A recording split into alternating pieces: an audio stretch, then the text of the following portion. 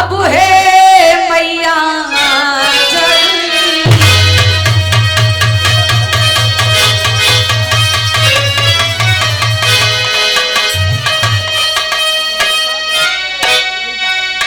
कि तब तक आए संभारिए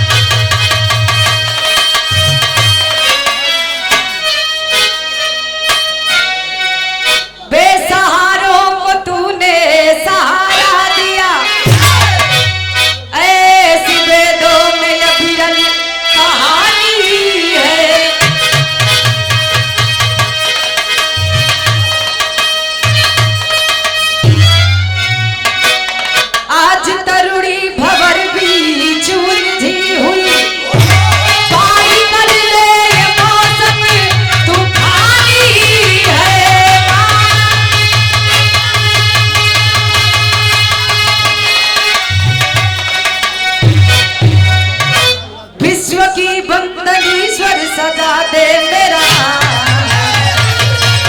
कदमों में ये जिंदगानी है।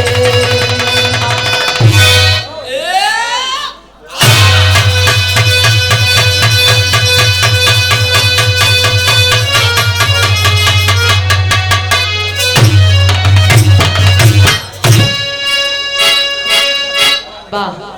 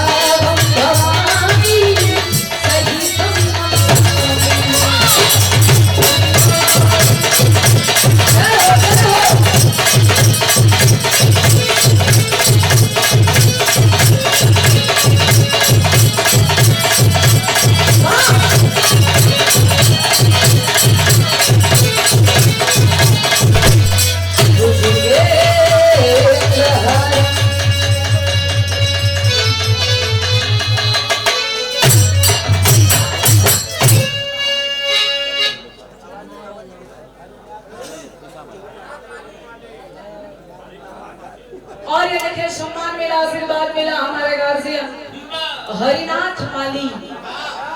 बहुत बहुत धन्यवाद कि मेरे गार्जियन की तरफ से सुंदर पुष्पहार पुष्पहार ना ही गुलाब का कीमत बड़ा बा।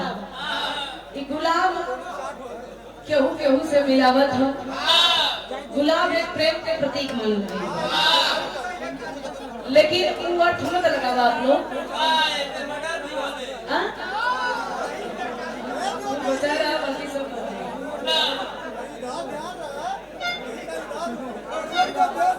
भैया कभी से शांति हो। सर्वप्रथम ऐतिहासिक पावन सरजमीन, वीरों की शहीदों की धरती, ऐतिहासिक धरती धारापुर चंदौली। विगत वर्षों की भांति इस वर्ष भी श्री श्री पौरावा वीर बाबा के वार्षिक श्रृंगार में ये भव्य आयोजन कार्यक्रम किया गया। विराह का शानदार मुकाबला 3 दिनों से यह कार्यक्रम चल रहा है और इस कार्यक्रम में आए हुए विराह के श्रोता सम्राट भाई बंधु चाचा दादा और दूर से इस विराह का आनंद ले रहे हैं। विराह के हमारे समस्त श्रोता भगवान एक ही स्वर में हम विराह लोकगीत गायिका ज्योति यादव प्रतापगढ़ी।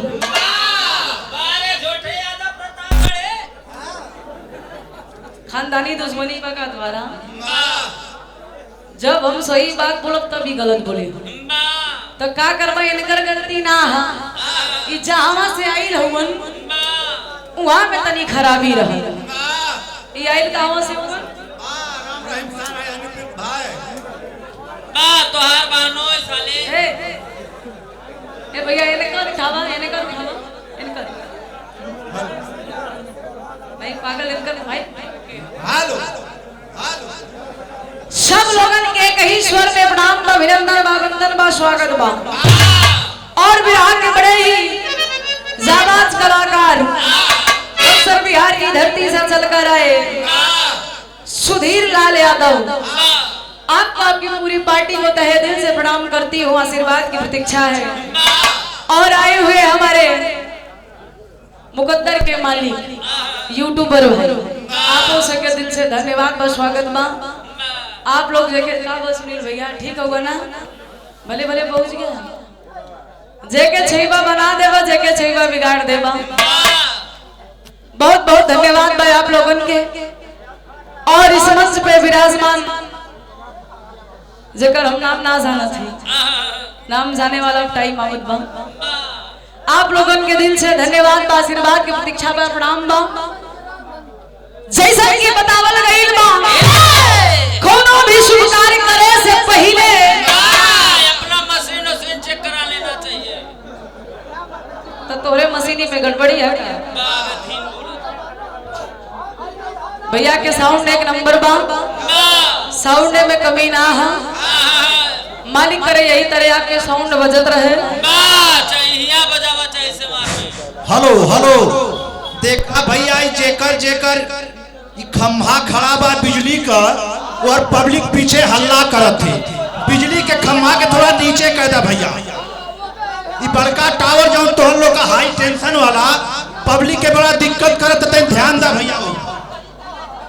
संजय यादव लाल जी कुशवाहा ध्यान दीजिए अगले कार्यक्रम पर। संजय यादव लाल जी कुशवाहा ध्यान दीजिए। आप लोग प्रेम से बैठ जाए, भी सब समाधान हो जाए। हाँ बस बस हो जाए चाचा, बैठ जा।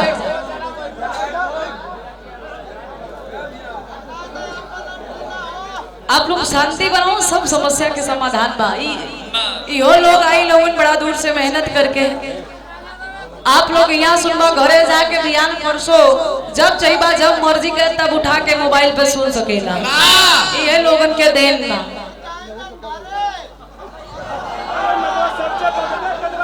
अच्छा ठीक